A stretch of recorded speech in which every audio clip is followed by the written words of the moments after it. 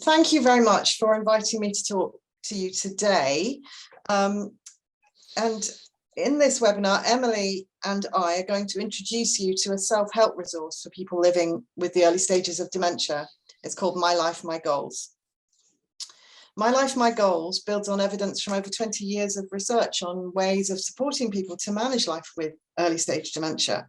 What I want to do is to tell you a bit about the research and how it's led up to co-producing My Life, My Goals. And then Emily is going to share some of her experiences being part of that co-production group. And she'll talk a bit more about how people can use My Life, My Goals to help with some of the day-to-day challenges of living with dementia. I thought I'd start by telling you where this research comes from. It's great to have so many people here from all over the world today. And this research has been done in England and Wales, and mainly in 3 places, Cambridge, North Wales, and Exeter in the southwest. And I'm talking to you today from the Isle of Anglesey in North Wales. My colleague, Catherine Charlwood, is on the call as well, and she's in Aberystwyth in West Wales, so not too far away. She's going to be monitoring the chat, so you might hear from her on the chat as well. So this research that I'm going to tell you about has explored whether an approach called cognitive rehabilitation can be helpful for people living with mild to moderate dementia. And this is where My Life, My Goals has grown out of. So I want to start by telling you a bit about cognitive rehabilitation. And cognitive rehabilitation is a really complicated name for something that's actually very practical. So rehabilitation is about enabling people to do things, and especially to overcome difficulties in order to do things. So when there are changes either in your body or in your brain that affect how you manage in your everyday life and activities, there are sometimes things you can do to help with doing those activities and maintain independence and so on. And by problem solving and introducing strategies that we know can be helpful, that can enable people to function better and manage their daily lives better. And that's what we mean by rehabilitation. And so when we think about rehabilitation for people who are living with dementia, it's the changes in the brain that affect how well people can manage their everyday activities. And so we call it cognitive rehabilitation, because those changes in the brain affect mental abilities or cognitive abilities, things like remembering, planning, communicating, and so on. And the other very important thing to say about cognitive rehabilitation is that it's not only person-centered, but it's personalized. It focuses on what's important for each person, and it's tailored to that person. I'm just going to play you a very short animation that introduces cognitive rehabilitation and explains a bit about it. Cognitive rehabilitation helps people with dementia to keep doing the things they love. Dementia can make it hard to do everyday things. Sometimes this is because the dementia makes it difficult for your brain to remember, to focus, or to think clearly. But other times it's a lack of confidence or a fear of making mistakes, rather than the dementia itself that stops you from doing the things that you love, want, or need to do. That's perfectly understandable. Dementia has changed the way your brain works, and that takes a bit of getting used to. But the good news is you don't have to stop doing all the things that you love. Often you can find new ways of doing them.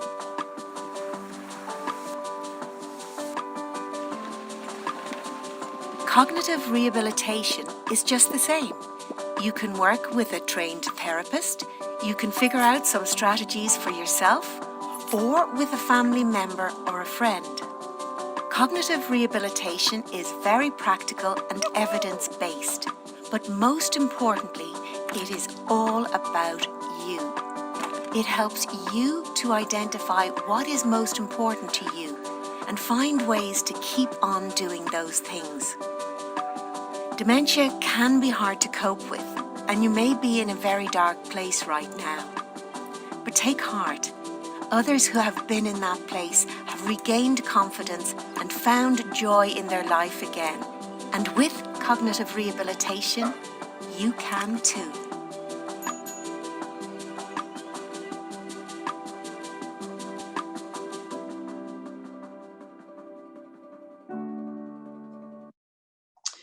So thank you. So I'd like to just spend a little bit of time explaining how cognitive rehabilitation developed and what it involves. And don't worry too much about this slide. It's just showing you some of the information materials that we've prepared on the topic for different groups of people. So when I started out in research, I knew a bit about rehabilitation strategies for people with brain injury. And I had the opportunity to start applying those ideas to help people who were living with dementia. And in cognitive rehabilitation, people choose what it is that they want to work on, what they want to improve on, what they want to manage better, something that's important to them. And then as a practitioner, it's my job to try and find strategies to make that improvement possible. So in our research, we've looked at whether there's evidence that cognitive rehabilitation can be generally helpful for people who are living with mild to moderate dementia. So in the first stage, I worked with various people in their own homes to see what was possible.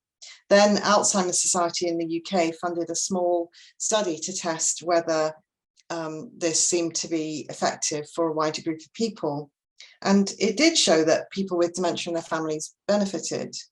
Then we got funding for a large trial from the National Institute for Health Research, and that trial was called GREAT. And GREAT stands for Goal-Oriented Cognitive Rehabilitation in Early Stage Alzheimer's and Related Dementias. This was a randomized controlled trial. So we worked with 475 people who were living with early stage dementia with early stage Alzheimer's or vascular or mixed dementia in various areas of England and Wales. And at the beginning, all of them identified some goals, some things they wanted to work on, things they would like to improve or manage better. And they and a family member, I've called that a carer here, that person a carer here, they rated how they were doing on those particular activities. So we use a structured interview called the Bangor Goal Setting Interview to help people identify goals and to make those ratings. And goals could be to do with cooking, like Gareth, or something else, like being able to go out independently, to go shopping, to use a mobile phone, to use the washing machine, to remember names, or to do an activity that perhaps you enjoyed before but have stopped doing due to lacking confidence now with the diagnosis of dementia.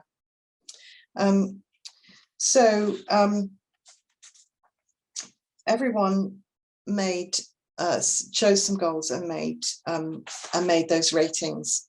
And then what happened was people were randomly allocated to one of two groups. So half of the people carried on with their usual treatment. That might have been some medication and going to various social groups and so on. And we call those treatment as usual, TAU. And so on this side of the chart, we've got people living with dementia and carers in that group. And then the other group, in addition to whatever they were having as their usual treatment, also had cognitive rehabilitation. And they were going to have 10 home visits from a practitioner over 3 months. And then everyone was going to make their ratings again. And then over another 6 months, they had another 4 visits from a practitioner. And then everybody's going to make their ratings again. So this chart shows what we found out. We had everyone make their ratings at the beginning, and those are the blue bars. And these were made on a 0 to 10 scale, where 10 is perfect and low scores mean that people are not feeling that they're managing those activities very well. And so people tended to score somewhere between 2 and 4 on average on the things that they chose to work on, things that they wanted to improve. So the blue bars were where they started.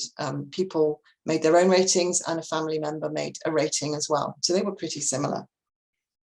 And then after 3 months, after the cognitive rehabilitation group had worked with the practitioner, everyone made their ratings again, and those are the orange bars. So what you can see this time is that the people in the treatment as usual group didn't change very much, but the people in the cognitive rehabilitation did show an improvement. And that was considered to be a significant improvement. That means it wasn't just due to chance, but it was because they had the cognitive rehabilitation and the visits and the work with the practitioner. And then the grey bars are the ratings people made another 6 months later. And what you can see here is that the improvements that people had made, they kept up. So they didn't lose those gains, they kept them, and they were still managing just as well. So that this shows that cognitive rehabilitation could help people to function better in the activities that they chose to work on. And the next slide shows some of the things that people told us after they had the cognitive rehabilitation visits. So several people, this is just some examples of things that they told an independent interviewer who talked to them after they'd been in the study. So one person with dementia said, "I've become more independent and now I'll go out on my own regularly. I've attempted volunteering in a charity shop and I'll get shopping on my own." Another person said, "I didn't know how to use my mobile phone and now I do." Another one said, "I've got more confidence. It boosted my feelings about myself. I'm more secure." And someone said, "A big difference, a good outcome by realizing there are different strategies to manage the problems we face, which do help. It's just finding the right strategies and implementing them."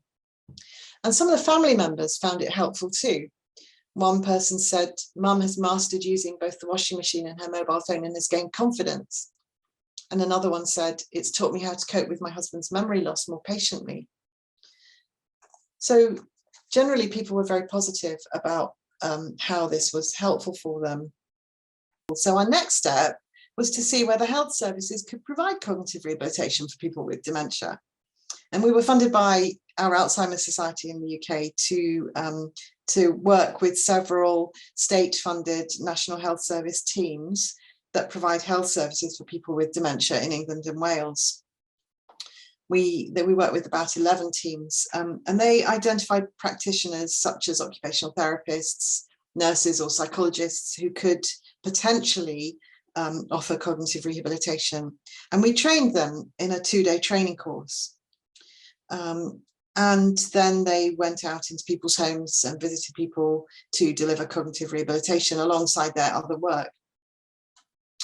So there were 54 people who each had 6 home visits from a practitioner, and this chart shows the results. It'll look a bit familiar. It's like the last chart that I showed you from the GREAT trial.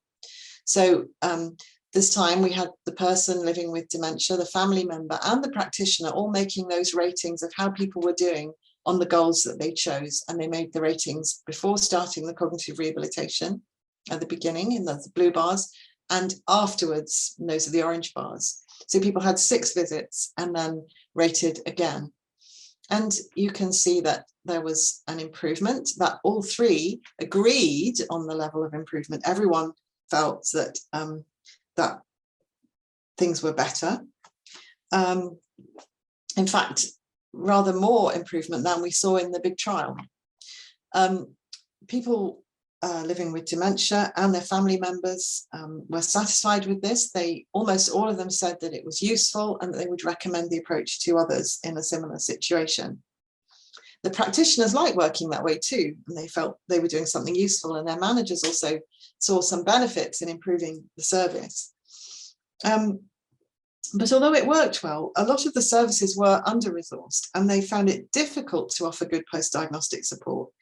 And they said, some of them told us that they mainly focused on diagnosing dementia and then on responding when people were in crisis. And they didn't have enough funding or staff to provide cognitive rehabilitation on a longer term basis. So without a change in priorities and extra funding, it seems quite unlikely that many people would be able to benefit from cognitive rehabilitation in the UK. So we, the research team, thought, well, how can we enable people with dementia to benefit when health services are not able to provide this kind of support to enable people to function better in their daily lives and stay independent? So one way is to train practitioners so that they could at least apply some of these ideas in their work wherever they get the chance. And we have developed an e-learning course for practitioners that's going to be available in England and Wales in a few months' time. We've also been working on getting cognitive rehabilitation included in professional training curricula, for example, in occupational therapy. But we had another idea as well. We thought about self-help, because one thing that we know from all of this work is that people living with dementia and their families can be very good indeed at finding strategies and ways of getting around problems. And we also know that sometimes people do value advice and ideas and support on how to do that more effectively. So we thought that perhaps we could build on what we've learned and translate the principles of cognitive rehabilitation in a way that offers people some support in developing and using their own strategies. And we thought that people might find that useful, but we did realize it wasn't something that researchers could do on their own. It really needed to be co-produced. So we set out to translate the ideas from this evidence-based research approach to co-produce a self-help resource. And we were very fortunate to work with an amazing co-production group of people living with dementia. And it was facilitated by our colleague Rachel Litherland of Innovations in Dementia, who's been involved in this great cognitive rehabilitation program.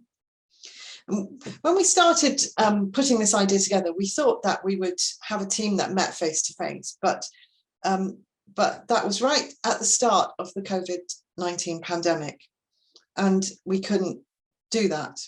And so what we decided to do was to go online. And so we did everything online. And that had one really amazing benefit. We were able to build a team that had people not only from all over the UK, but also an international team. And we brought together an international group. And you can see many of the team members here. And one of the team, Alison, had her story featured on the UK Alzheimer's Society website. You can still look at that on the website, and I'll give you the link later on. So what happened in those meetings was that the research team just explained cognitive rehabilitation and the research to the co-production group, and together we kind of figured out how to understand and make sense of all that. And then the group took that information and turned it into what I think is a truly outstanding resource. And once we'd done that and we were happy with the content, we all worked together with a designer to make it visually appealing and accessible. My Life, My Goals centers on hope. We know that people tell us when they get a diagnosis of dementia, they're not really given much of a sense of hope. They might get a lot of information about some pretty serious things, but they don't come out feeling hopeful that they can live a life with dementia. And this guide is really intended to offer some hope that you can live with dementia and you can tackle some of the practical challenges that it brings. So it takes you through the process of choosing a goal, choosing what is important to try to work on and improve or manage better. And then the process of trying out different strategies to find a solution that works for you. And it suggests ways of dealing with things that might get in the way of that process, like stress or loss of confidence. My Life, My Goals is available to everyone. It's online in two places. Firstly, on the UK Alzheimer's Society website, and secondly, on the Living with Dementia Toolkit. And again, I'll give you these links again in a moment. The toolkit has a lot of other resources as well for people living with dementia and for their families. So do have a look and explore that as well. The guide can be downloaded and printed out. It can be downloaded as a PDF and printed out. And we're also working on having a print version, which we'll show you in a moment. So we've made My Life, My Goals available for people living with dementia to try out. And we're very keen to learn about how people use it and whether they find it helpful, whether indeed there's any ways of building on that further and improving it. We have had requests from a number of Alzheimer's associations around the world for permission to translate My Life, My Goals into various languages, including Spanish, Portuguese, and traditional Chinese, which will help to make it more widely accessible. So far, we've had requests from Alzheimer Ibero-America, Taiwan Alzheimer's Disease Association, Alzheimer's Japan, Alzheimer's Indonesia, and the Alzheimer's and Related Disorders Society of India. So we're happy to give permission for translations, and are very interested to follow that process up and see the translated versions. And this last slide from me shows the links again where you can find My Life, My Goals and some more information about cognitive rehabilitation. So Alzheimer's Society website, Living with Dementia Toolkit, My Life, My Goals is on both of those. A website about cognitive rehabilitation itself is here. And for anyone interested, this link leads to all of our research publications, if you'd like to have a look at any of those. This is so relevant for us. And we work together, and Rachel, Ola, and Linda was make it really like a true sense of co-production, because we are the one who are actually giving the input. So they basically guide us through, what are the areas that we need to cover. So please take a look at this toolkit, because it is really from us working together with the researcher.